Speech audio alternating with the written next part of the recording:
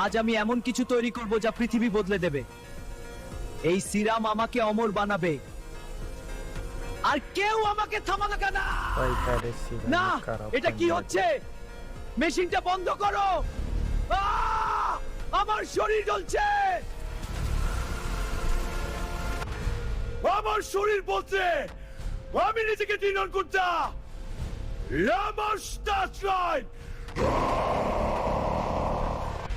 আমি আর মানুষ নই, আমি আগুনের রাজা, সবকিছু ধ্বংস করে দেব।